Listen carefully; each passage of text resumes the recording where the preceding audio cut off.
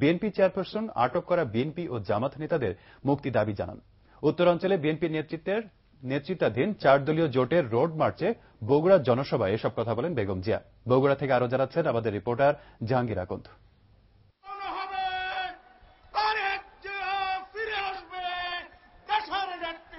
সকাল থেকে বগুড়া এবং এর আশপাশের জেলা থেকে হাজারো নেতাকর্মী আসতে থাকেন আলতাফুন নেতা খেলার মাঠে সমাবেশে।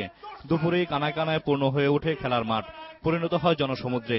বিকেল 5টায় সমাবেশে আসেন বিএনপি চেয়ারপারসন বেগম খালেদা জিয়া। এ সময় তিনি বলেন, এই সরকার ব্যর্থ, অযোগ্য, অত্যাচারী, তাদের ক্ষমতা থেকে সরানো দরকার। সরকারের হাতে দেশ নিরাপদ নয় উল্লেখ করে বেগম জিয়া বলেন, স্বাধীনতার জন্য মুক্তিযুদ্ধ হয়েছে, দেশ রক্ষার প্রয়োজনে আরেকটি যুদ্ধ করতে হবে।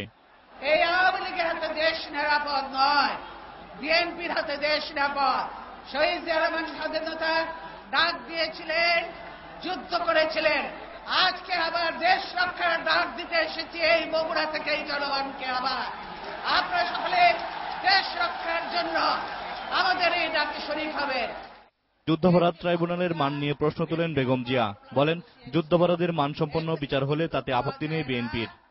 জোটকে ধ্বংস করার জন্য, একটি রাজনৈতিক দলকে ধ্বংস করার জন্য তারা এই নিজামী, মুজাহিদ, কামরুজ্জামান এবং সাইদি সাহেব সহ সবাইকে তারা গ্রেফতার করেছে। সালাউদ্দিন কাদের চৌধুরী এদেরকে গ্রেফতার করেছে মিথ্যে মামলা দিয়ে।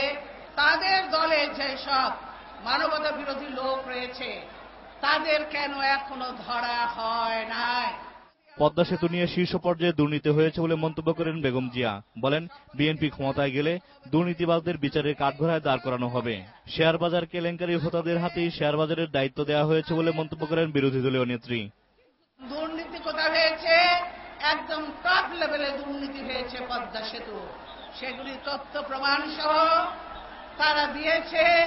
এই তথ্য প্রমাণ আমাদের কাছেও আছে।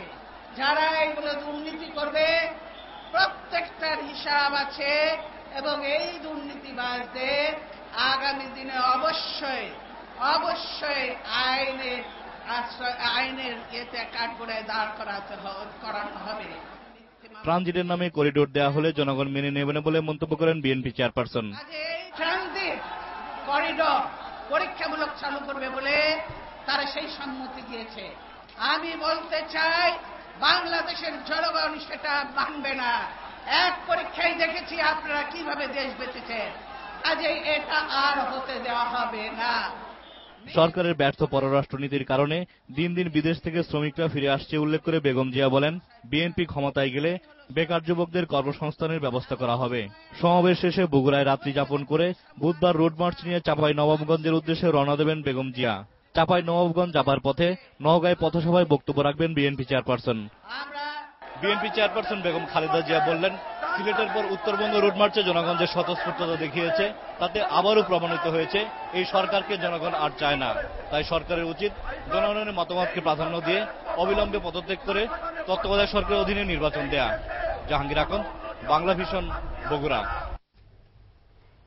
এর আগে উত্তরাঞ্চলমুখী রোড মার্চ চলাকালে গাজীপুরের কালিয়াকৈরে এক পথসভায় বিরোধী দলীয় নেত্রী এবং বিএনপি চেয়ারপারসন বেগম খালেদা জিয়া বলেছেন, আওয়ামী লীগ গণতন্ত্রে বিশ্বাস করলে তত্ত্বাবধায়ক সরকারের অধীনে নির্বাচন দিতে হবে। গাজীপুরের কালিয়াকৈর থেকে ফিরে রিপোর্ট করছেন বজলুল আলম নাবিল।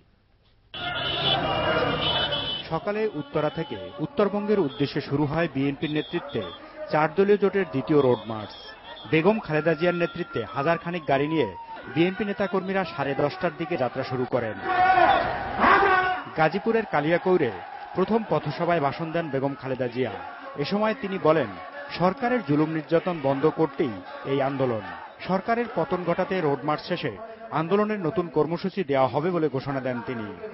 আগামীতে আরো কর্মসূচি আসবে। আমরা চাই সেই সব কর্মসূচিতে আপনারা শরীক হয়ে আমাদেরকে সহযোগিতা করবেন এবং এই সরকারকে হটাবার জন্য কাজ করবেন, যাতে নিজেরা বাঁচব, দেশ বাঁচবে, নিজের দেশের শান্তি আসবে। আপনাদের এখন ঘরে ঘরে চাকরি হয়নি, কিন্তু ইনশাআল্লাহ আগামীতে ঘরে ঘরে চাকরি হবে আপনাদের। সরকার গণবিচ্ছিন্ন হয়ে পড়েছে উল্লেখ করে বিরোধী দলীয় নেত্রী আরো বলেন, জনগণ সরকারের উপর থেকে আস্থা হারিয়ে ফেলেছে, তাই দিশেহারা সরকার পুলিশ নির্ভর হয়ে পড়েছে। এরশাদকে নিয়ে নির্বাচন করবেন আপনারা সরকারি দল আর এই বিরোধী দল হবে। এই আশায় এই পূরণ কোনোদিনও হবে না। এই ঘুরে বালি কাছে এই বাদ দিয়ে তত্ত্বাবধায়ক সরকারের অধীনে নির্দলীয় নিরপেক্ষ তত্ত্বাবধায়ক সরকারের অধীনে নির্বাচন করার ব্যবস্থা করেন। আর না হলে এই দেশে নির্দলীয় নিরপেক্ষ তত্ত্বাবধায়ক সরকারের অধীনে নির্বাচন হবে এবং আপনাদেরকেও যদি গণতন্ত্রের টিকে থাকতে চান আপনাদেরকেও সেই নির্বাচনে অংশগ্রহণ করতে হবে।